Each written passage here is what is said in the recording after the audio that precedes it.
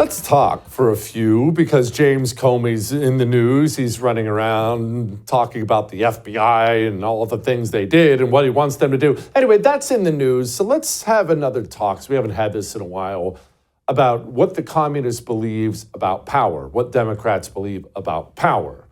So first, let's understand they believe in using it. You will never be able to understand what these people want, why they do what they do, until you understand they don't share your morality at all. You are probably a person who believes in abstaining from using all the power you have. I'm hungry right now. I actually forgot to eat this morning. I ran around, didn't have time. If I walk out to use the restroom at this moment and there's a little old lady walking up the hall with the pizza, I could of course take it from her. I'm hungry, I want it, it could be mine. But I don't think that would be the right thing to do, so I don't do it. The communist thinks that way of thinking is absurd. You want it, you have the power to take it, you go take it. The communist believes in using power. That's one. Two, remember that we all have goals in life. Everybody.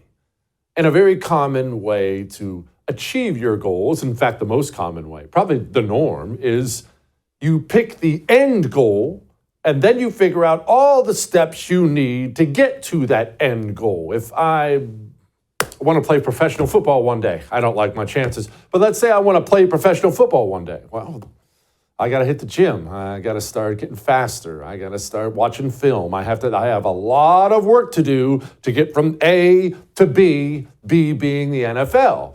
Well, the communist has a goal for you as well. The communist, he wants to destroy. He wants to have his revolution. And guess what? You are in the way. This is not unique to America's communists. It's not unique to our current era. They've always been this way since the first Soviet revolution where communists took over. They look around at their own people and they figure out who are the most likely impediments to the revolution they are fighting. And then they move from that step. Once they've identified you, that's you, then they figure out, well, how do we get them? How do we stop them? In whatever way we can. Maybe we'll kill them. They do that a lot. Maybe we'll just hurt them. Maybe we'll throw them in prison. Maybe we'll just frighten them. But whatever we have to do, we have a goal, remember. We want to fight our revolution. We want to destroy everything. These patriotic citizens are in the way. How do we get them out of the way? And that brings me to the government. And this is why, in fact, it's still law in America. This is why it's a law. You're not allowed to have communists in our government. Of course, we have communists throughout our government, but why would you want that? Why would you even feel the need to pass a law like that? Because if you get communists in your government at any level, doesn't matter what level it is, it could be your tiny town, it could be the White House. If you get communists in government, they will not work on behalf of the country. They think that's laughably absurd. They don't think about the country. They're trying to burn down the country. If you get them in any position of power, whether in the FBI, the government, whatever, they will use that position to crush their political opposition.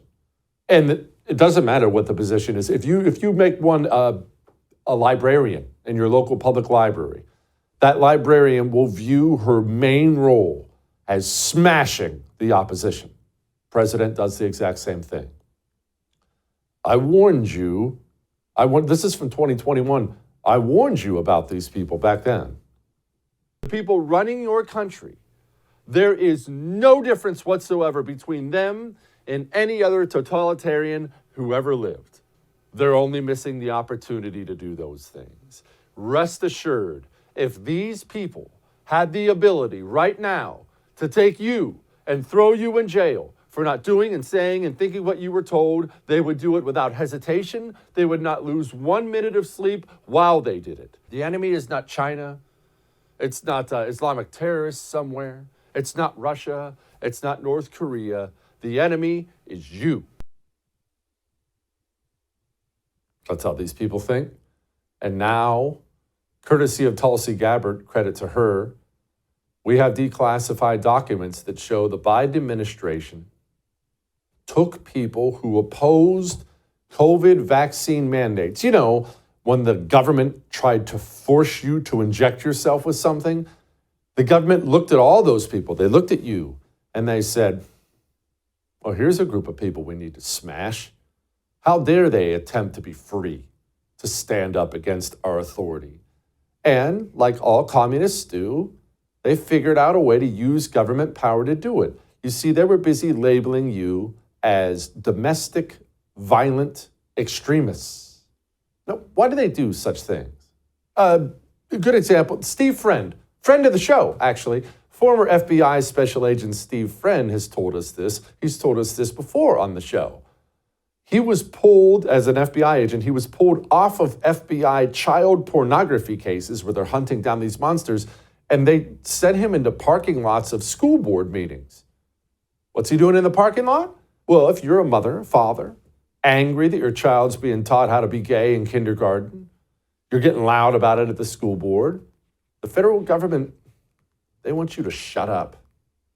So they sent the FBI to jot down your license plate and label you a potential domestic terrorist. What does this do? What does it do when you say someone's a potential domestic violent extremist? Well, let me explain.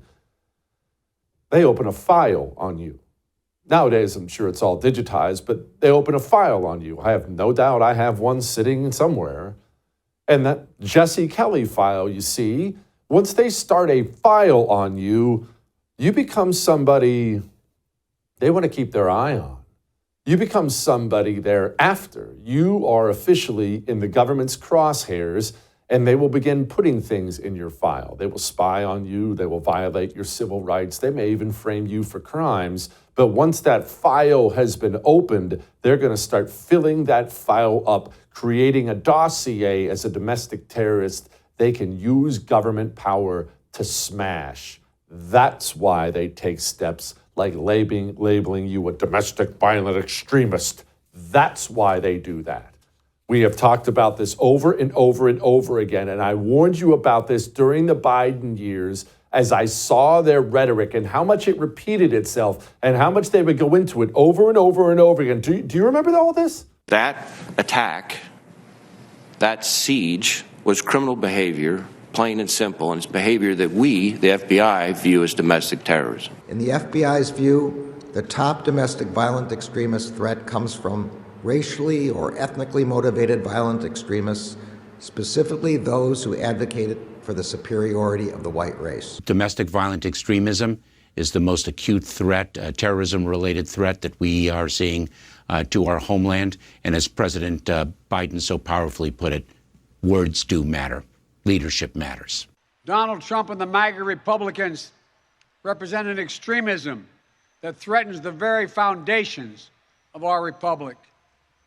No matter what the white supremacists and the extremists say. Why? Why did they decide on that messaging and they trotted it out over and over and over and over and over again? They were baking it into the government cake, if you will, the ability to go after their political opponents with government power. That's always been their goal. You think people who abuse government power, if I told you right now, a Republican, if I told you Donald Trump was going to go arrest Nancy Pelosi, not for crimes, but just because she's a Democrat, so he's going to arrest her, you wouldn't like that. I hope you wouldn't like that. I wouldn't like that. For a communist, they think that's that way of thinking, not liking that, they think that's ridiculous. Of course, that's how you use government power. And that's what we need to discuss in regards to the FBI, you see. Oh, I know, Kash Patel, Dan Bongino are on top now. I got all that. And I'm glad they are. But remember, there are 35,000 employees at the largest secret state police agency on the planet.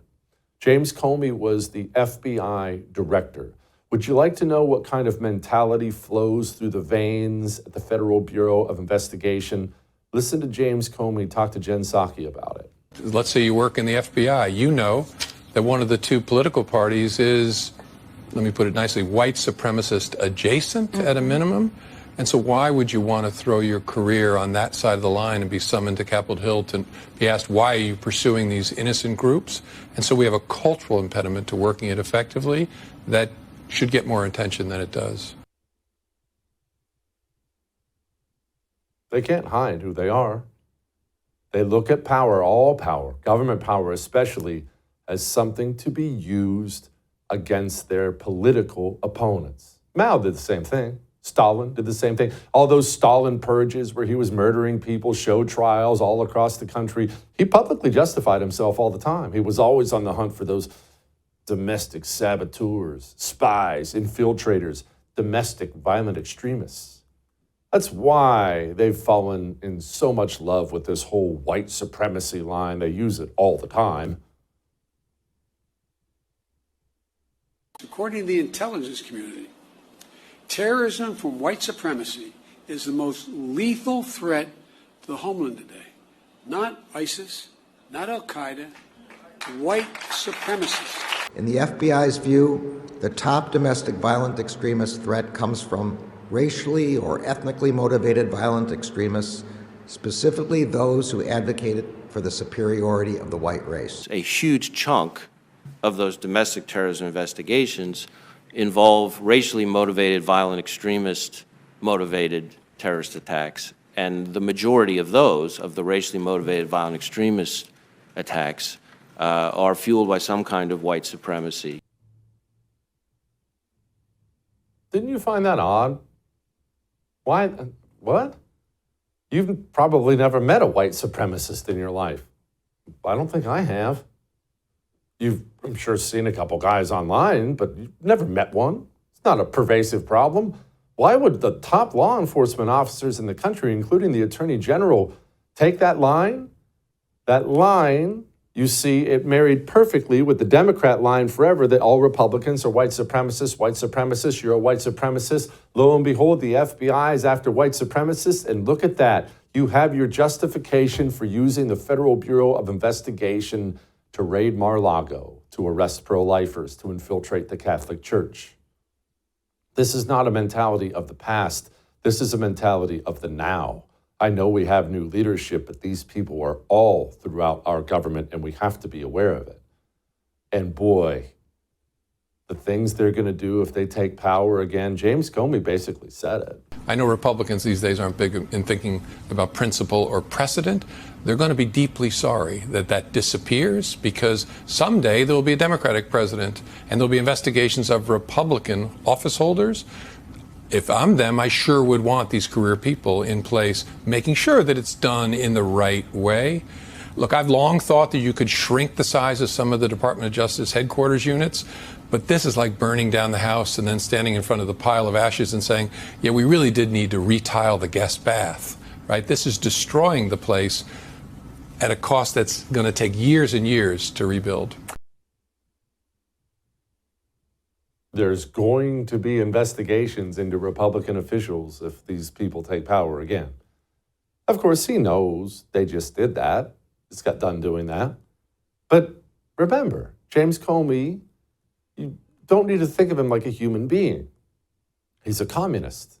He believes in using that power against his political opponents. All communists do.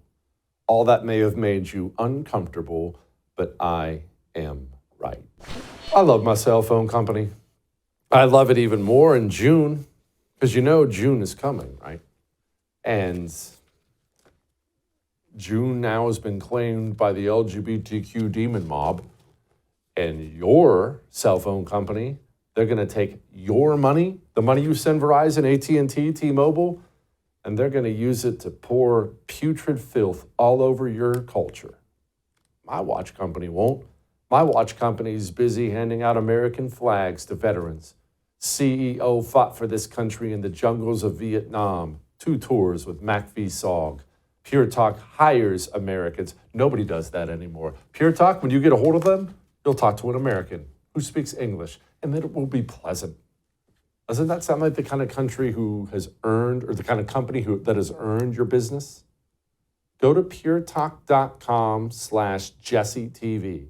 Get a brand new phone or keep your phone, brand new number or keep your number, save a fortune, and enjoy not supporting Pride Month.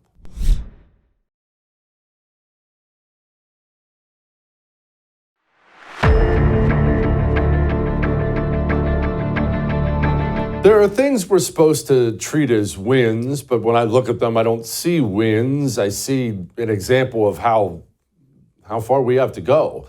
I'm supposed to treat this new Supreme Court thing as a win. You see, the Supreme Court, they're going to allow Trump to deport 300,000 Venezuelans. We have to go to a 9-person Supreme Court to get permission to deport all the barbarians the Democrats brought into the country. That's where we're at. And I'm supposed to cheer? No, I don't cheer.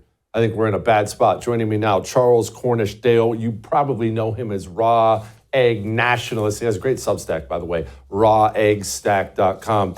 Okay, Charles, I'm supposed to celebrate this. I mean, I guess I'm glad they're leaving, but that doesn't tell me we're in a very good place as a country. No, I don't think that this is some great win. And in fact, actually, what we're seeing is we're just seeing the deepening of the kind of judicial takeover, really, of the executive branch. I mean, okay, yeah, it means that 300,000 people who shouldn't be in the US anyway can be deported. But actually, is Trump going to have to go to the Supreme Court every single time he wants to do anything, every single time he wants to exercise legitimate executive powers? And it looks like that at the moment, unfortunately. And look, I mean, we've had this supposed win, but not long before then we had the Supreme Court saying, no, actually, you can't do expedited deportation under the Alien Enemies Act. You have to give all of these people, all of these thousands and thousands of members of a foreign, basically a terrorist gang, you have to give them notice, you have to give them due process, you can't get rid of them. And so, I mean, yeah, Trump is still stuck in a very, very hard place, I think, and something's got to give. There has to be, I think, a new attitude towards the judiciary, a much harder line, because look, this is the tactic. It's the tactic that was used during the first, less radical Trump administration, and now it's being used again. Judicial warfare. They're bogging the Trump administration down in judicial proceedings and running out the clock, essentially. And there needs to be a new way of doing things. No, I totally agree. I think we need to develop a much more hostile posture towards the judiciary. If they're going to decide we're not allowed to deport barbarians, then the judiciary simply becomes your enemy. That's all there is to it. And Charles, what hits me, and I know it hits a lot of my viewers because they email me all the time about it, is how consistent the game plan seems to be. It's not just America. It's happening in Canada. It's happened in the UK, Germany, France. The elites of all these countries have focused very clearly on bringing in as many foreigners as humanly possible, and they take control of the judiciary to try to protect said foreigners. It's consistent, and it's really evil. Yes, it is. Yeah, this is a broader phenomenon. It's happening across the entire West. I mean, look, we've just had the Romanian presidential elections, right? The first round was cancelled by the judiciary, by the Romanian Supreme Court, when it decided that there'd been Russian influence over the election. There'd been a Russian intervention. The populist candidate, the pro-Trump candidate, who wanted to bring an end to the Ukraine war and perhaps to reduce reliance on NATO, etc., and restore national sovereignty. Well, it was decided that he was just a Russian toady, and so the election would have to happen again. And there seems to have been funny business again in this rerun of the election too, with a surprise win for the centrist, pro-NATO, pro-Ukraine war, anti-Trump candidate. So, I mean, it's taking place across the West, and they're playing for the highest stakes. This is about the future of the West. This is about the direction in which the West goes. Do things continue as they've been going on? Do we get more mass migration? Do we get kind of like closer, tighter, kind of globalist integration? Or do we see a return to national sovereignty as Trump is trying to do in the US? So, I mean, yeah, this is about fundamentally, this is about the future of the West. And unfortunately, the kind of tactics that are being used against Trump and that are also being used throughout the European Union and the wider Western world are very effective. Because unfortunately, even hardline, let's say, hard right governments are loath to go against the judiciary. It's a big step to say, look, actually, you know what? I'm not gonna take any notice of the Supreme Court. I'm not going to take any notice of judges. It looks like a coup. But of course, the truth is, it's the judiciary, it's the establishment, it's the elites who have actually carried out a coup. No doubt. You have a great piece up on human events about the South Africans and the response from it. And actually, I think that pairs quite nicely with this piece from what's this nutty's name? Ellie Mistel went on TV. He said this. Black people cannot save this country from white folks. We can't do it alone, right? If white folks aren't going to join in, if white women aren't going to join in, if Latinos aren't going to join in, we can't do it alone. Charles, obviously, I'm perfectly aware there's a larger thing at play here with these elites. Usually it just comes down to power and money. But for a lot of these animals, it really just comes down to hatred of white people now. They've been so ingrained with this way of thinking that all white people are evil, inherently evil, that they just feel completely comfortable speaking like this now without any recourse whatsoever. Yeah, they do. And that's, in many ways, actually, I think it's a gift. I do actually think it's a gift for the mask finally to come off. And that's exactly what's happened with this Afrikaner refugee program, So we all know that liberals hate white people, and that's liberals of any color. It's not just, it's not black liberals, it's not Asian liberals, it's white liberals too.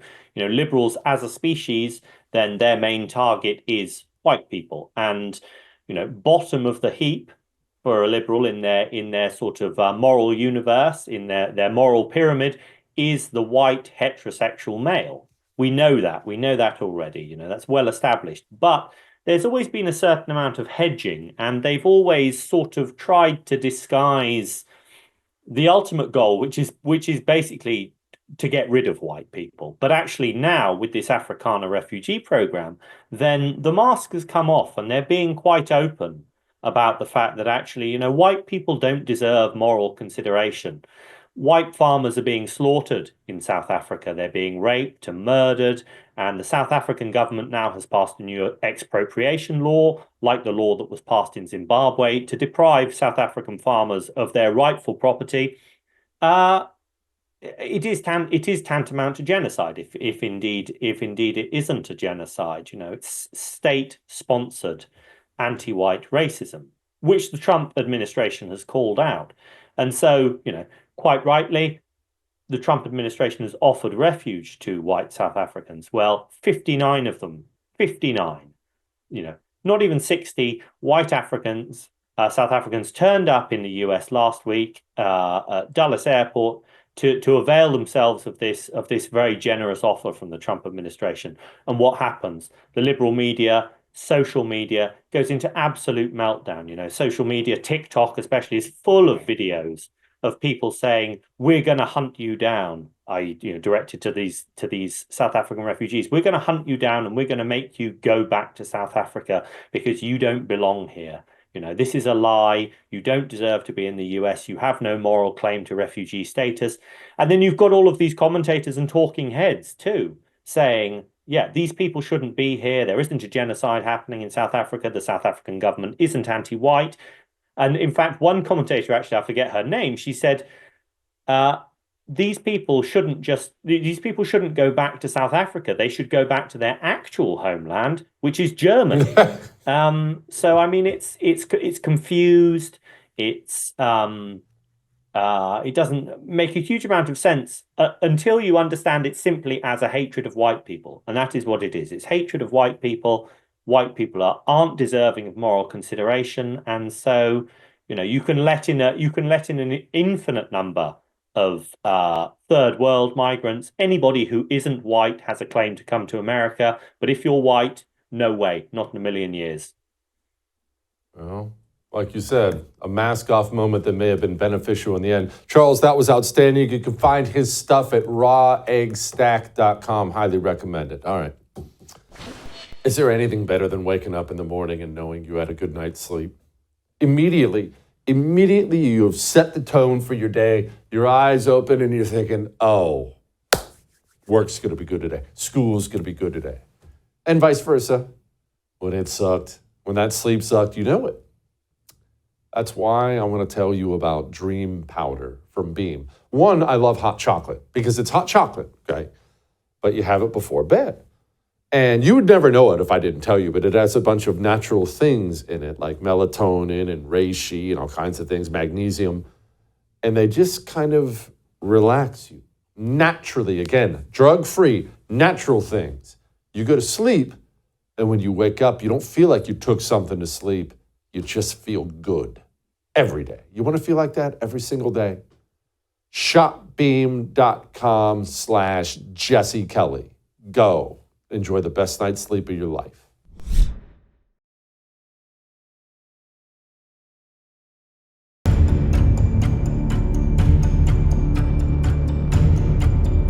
All right, so you know my thoughts on COVID, the lockdowns, the violation of your rights, which took place over and over and over again in this country.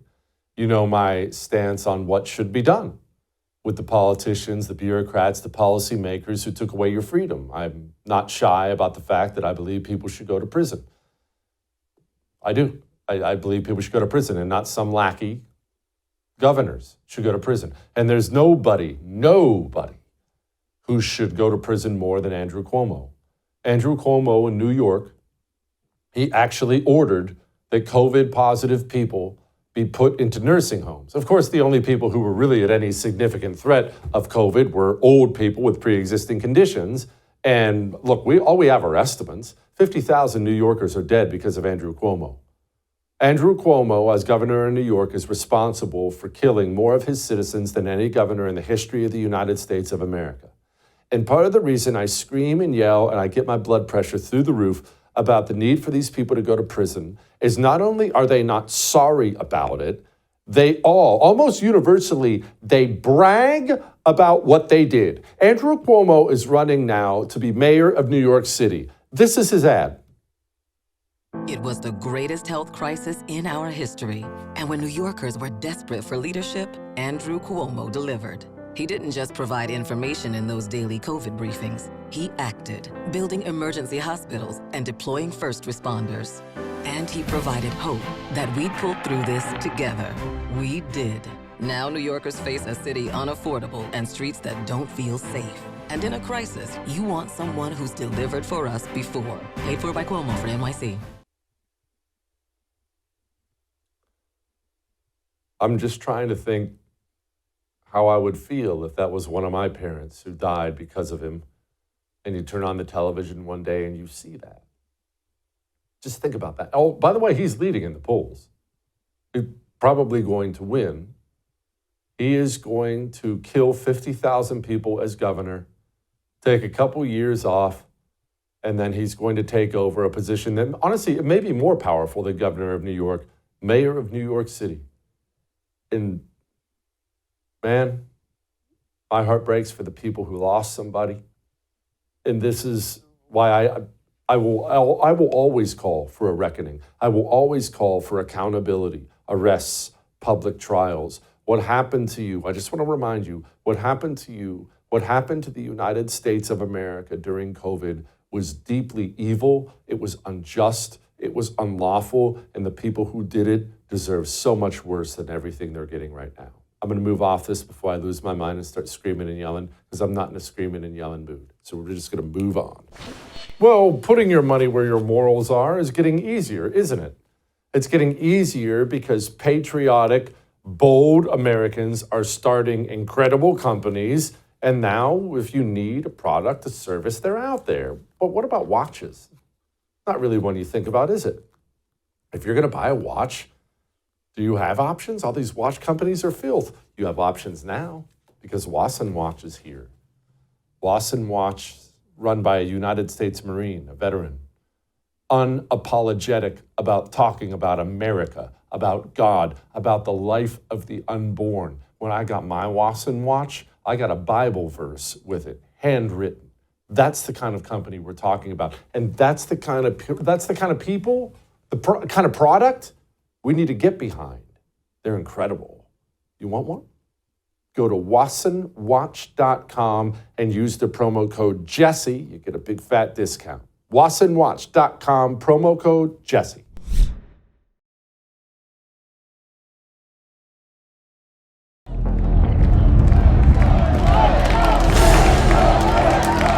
Well, look, the fight for life is ongoing. And we talked about this right after Roe versus Wade got overturned. That was a great moment, but let me give you a little deep, dark secret. Abortions have not gone down. In fact, with the ease of access of the abortion pill, that nasty little piece of poison, abortions have gone up. More than half the abortions in this country now take place in people's homes. A teenage girl's bathroom. It's awful. Planned Parenthood, of all things, released a report saying abortions and government funding of it is at an all-time high. So don't think for a second that we're winning this battle yet. We're trying, just not quite yet. Joining me now, Melanie Israel, visiting fellow of the Heritage Foundation. Melanie, okay, you read through this report. What's in it? Well, there's not a whole lot of good, but there's a lot of bad and a lot of ugly. As you said, Planned Parenthood has committed more abortions than ever. It's at an all-time high, more than 400,000 abortions in 1 year alone. And their government funding is at an all-time high. They are approaching almost $800 million in government funding. Now, that largely comes from Medicaid reimbursements, but it also comes from other sources like different grants, and a lot of that COVID relief money was able to go to some of those Planned Parenthood affiliates. And so those are some of the top lines, but we can also see some of their other services have been declining. Their contraceptive services have gone down. Their things like cancer screenings and pap tests, those have been going down. And so again, they talk about how they do a lot of these other healthcare services, but really when you start diving into the data, those services have been trending down for a very long time while abortion keeps trending up. So we can see what their priorities are. Melanie, is it the abortion pill? Is that why we can't get ahead of this thing? That the second we get something good done, they come up with something to get ahead of it? 100%. This has to do with the abortion pill. I've got some articles at Heritage and Daily Signal where we've got some really helpful graphs to help illustrate this. A lot of people, when they think of abortion, they think of it as a surgical procedure. And of course, for a long time, that's what it was. But back in 2000, the FDA, with some help from the Clinton administration and a very politicized process, approved the abortion pill. Now, that was in 2000. Its popularity didn't really take off. What you saw is under President Obama in 2016, they loosened a lot of the safety regulations for these pills.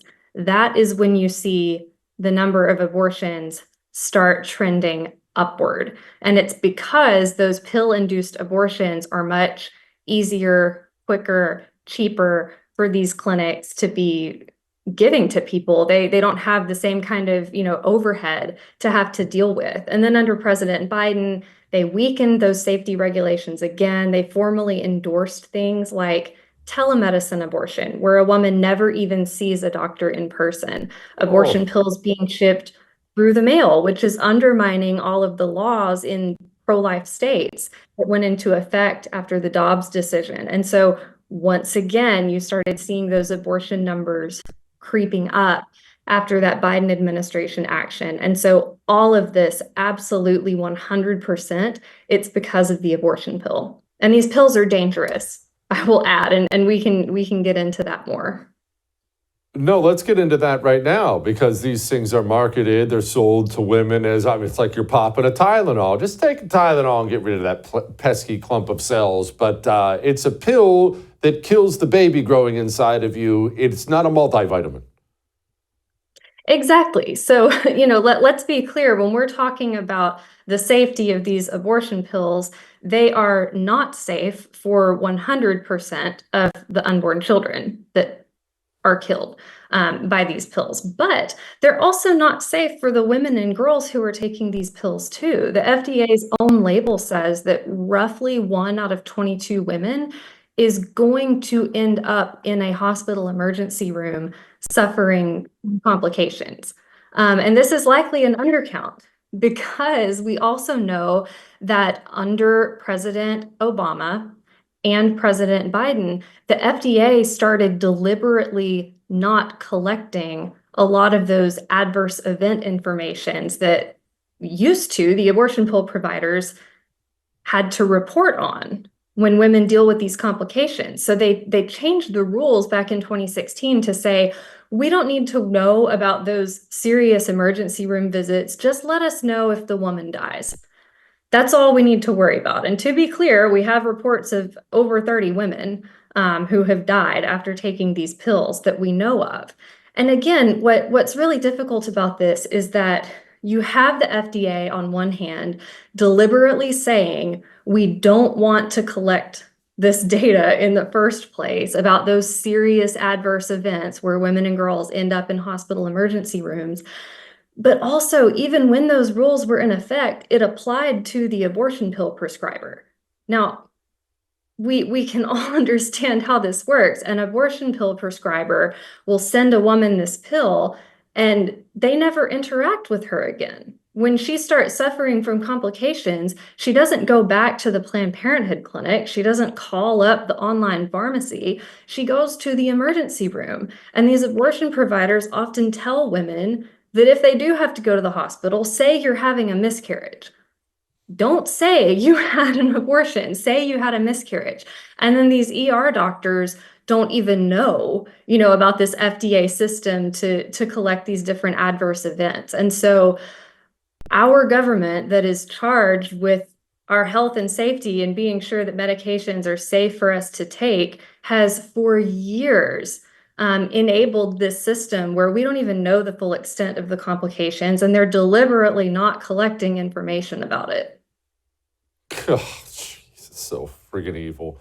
Planned Parenthood's not just doing the abortion thing, they're all in on the tranny nonsense too, aren't they?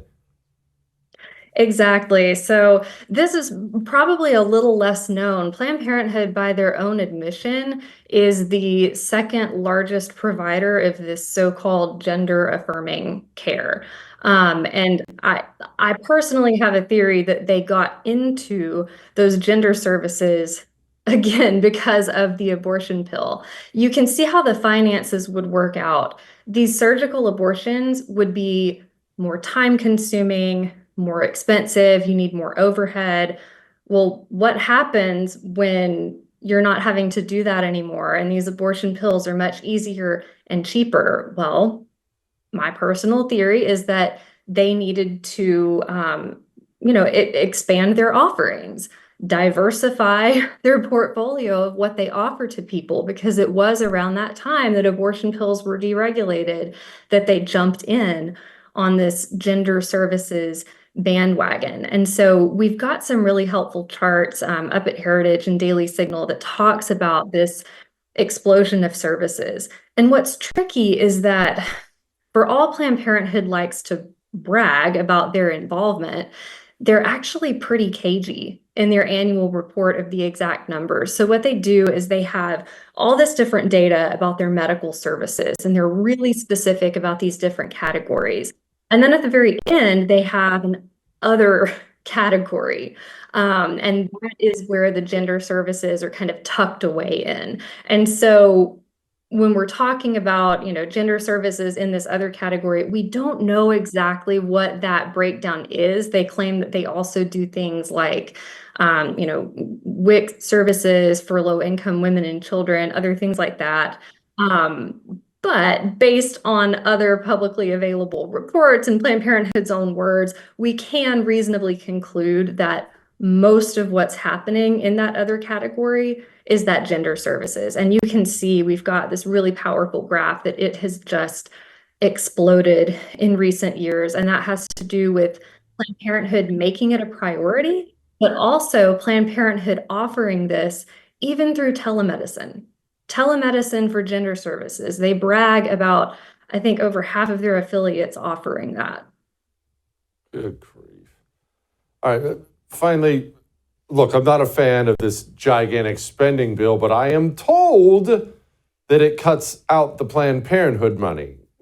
Does it? Yes. So this is the other thing that's a little bit tricky when we talk about Planned Parenthood funding. Planned Parenthood gets federal funding from a lot of different sources. The bulk of it, most of it, is from those Medicaid reimbursements. And so, hey, if we can have a reconciliation bill that says that Planned Parenthood is not eligible to get those reimbursements, if we can make Planned Parenthood a prohibited entity for those purposes, then that is going to knock out the vast majority of Planned Parenthood's federal funding. But again, there's other sources too that we hope to see the Trump administration and Congress look at. And that can also include things like the Title X family planning program. There's some regulations that Trump can bring back from his first term to address that. Planned Parenthood got hundreds of millions of dollars of that COVID relief money, including some paycheck protection loans that they weren't even eligible for in the first place. I know Senator Paul has been, working to try to get some compliance and some answers about that. So it's going to take a multi-pronged approach to ultimately defund Planned Parenthood of all federal funding. But that reconciliation bill would be a huge, huge step in the right direction if that were to actually be included. Fingers crossed. Melanie, thank you. I appreciate it.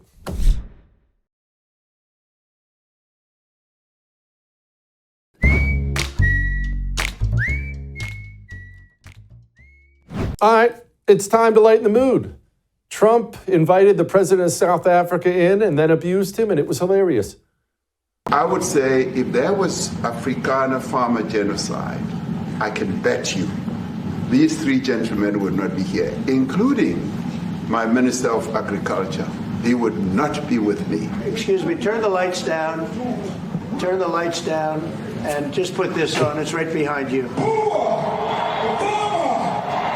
Now this is very bad. These are burial sites right here. Burial sites. Over 1,000 of white farmers. Have they told you where that is, Mr. President? No, I'd like to know where that is, because this I've never seen. Okay. I mean, it's in South Africa. Mr. President, the Pentagon announced that it would be accepting a Qatari jet to be used as Air Force One. What are you talking about? What are you talking about? You to get out of here. What does this have to do with the Qatari jet? They're giving the United States Air Force a jet, okay? And it's a great thing. We're talking about a lot of other things. It's NBC trying to get off the subject of what you just saw. You are a real, you're a terrible reporter. Number one, you don't have what it takes to be a reporter. You're not smart enough. But for you to go into a subject about a jet that was given to the United States Air Force, which is a very nice thing. They also gave $5.1 trillion worth of investment in addition to the jet. Go back, you ought to go back to your studio at NBC, because Brian Roberts and the people that run that place, they ought to be investigated. They are so terrible the way you run that network, and you're a disgrace. No more questions from you. Go ahead.